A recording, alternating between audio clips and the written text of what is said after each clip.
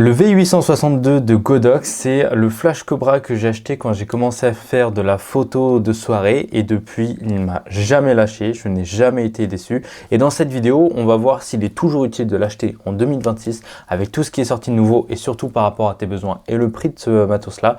Donc c'est parti. Alors évidemment, si tu fais de la photographie et que ton appareil fait de le flash, tu sais que c'est pas assez puissant, il faut passer directement sur un flash Cobra. Ça change la vie d'un photographe de soirée. Ça, je te le dis, c'est normal. Par contre, quel type de flash Cobra acheter, comment les paramétrer, etc. Ça va dépendre vraiment des specs de chacun d'eux. En termes de puissance, il parle d'un nombre guide à 60. Alors moi, je t'avoue, je ne sais pas trop à quoi ça correspond, mais si tu mets ton flash comme ça à pleine puissance dans la gueule, tu perds la vue pendant au moins 2-3 minutes. Ça m'est déjà arrivé sans faire exprès, mais voilà, en tout cas, ça existe. Sinon, sur le terrain, qu'est-ce que ça donne? J'ai déjà éclairé super bien des portraits de danse, des personnes qui dansaient, donc ça bougeait quand même beaucoup. Je crois que j'étais à ISO 4000, à des personnes qui étaient à plus de 3 mètres de moi. Tu les éclaires super bien. Donc ça marche à fond. En termes du coup de puissance, parce que la puissance en fait elle est réglable aussi. Tu peux pas mettre que des gros flashs comme ça dans la gueule des gens. En fait elle est réglable de 1 sur 1 à 1/128e. Donc le flash est beaucoup moins puissant. Mais derrière tu veux pouvoir bombarder un max. Quand je te parle de bombarder un max, par exemple à pleine puissance, c'est une batterie en fait qu'on a sur le côté. Tu peux évidemment en acheter plusieurs, mais moi j'en utilise généralement qu'une, voire une demi à chaque fois que je fais une prestation en soirée et tout. C'est une batterie qui te permet de faire 450 flashs à pleine puissance. Moi généralement quand je suis en soirée, je reste entre 1/128e et 1/32e, donc je peux aller beaucoup plus loin. Et ce que je fais, c'est vraiment des rafales avec la photo et surtout ça arrive à suivre, on va en reparler jusqu'avant. Il a une vitesse de synchronisation de 1/8 millième. Donc voilà, là tu seras tranquille là-dessus, c'est pas un souci. Tu peux directement le mettre sur ton boîtier avec la griffe. Donc ça c'est aussi super cool. Par contre, tu vas pas pouvoir faire des rafales à pleine puissance. Ça va être possible qu'une seule fois et après ton appareil il va se mettre un petit peu en surchauffe. Il va te dire là fais attention. Donc, tu vas pouvoir moins faire de rafales. Par contre, des rafales à 1/32e, là, c'est pas un souci. Tu vas pouvoir balancer sans problème.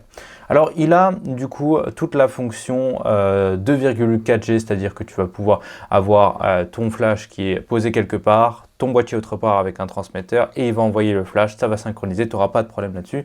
Donc ça, c'est super intéressant. C'est un flash qui peut à la fois se baisser, alors les angles c'est vertical à -7 à 90 degrés, donc ça c'est plutôt pratique. Et surtout, là tu vois, il peut bouger jusqu'à 270 degrés je crois. Et là tu vois en fait il peut bouger vraiment sur toute la longueur, donc ça c'est super cool. Et aussi en haut on a évidemment le flash avec du coup quelques accessoires. On a une bande blanche et réfléchissante et un autre truc en plastique réfléchissant. Il y a d'autres accessoires de bandes de couleurs réfléchissant. On a même ce que j'appelle une capote. Donc en gros, c'est tout une sorte de diffuseur blanc que tu amènes sur ton boîtier. Donc ça, c'est cool. Tout ça, ça va permettre de faire la mise au point automatique. C'est un flash qui peut se mettre en automatique comme en manuel. L'automatique, il a tendance à flasher un petit peu plus fort que d'habitude. Donc il faut réduire sur ton boîtier la luminosité que ça va capter. Mais sinon, dans la plupart du temps, ça fait le taf à 100%. C'est un flash qui peut être utile sur les différents zooms que tu peux avoir. Donc, que ce soit du 18 mm à du 200 mm, il arrive à capter et à s'adapter en conséquence. Donc ça, c'est aussi super intéressant. Et en termes de prix, parce que depuis tout à l'heure, je te parle que des trucs intéressants et tout, on le retrouve pour 208 €. Le prix, il n'a pas changé, il n'évolue pas au fur et à mesure des années. Donc ça, c'est vraiment intéressant parce que c'est toujours un flash qui est dans l'air du temps.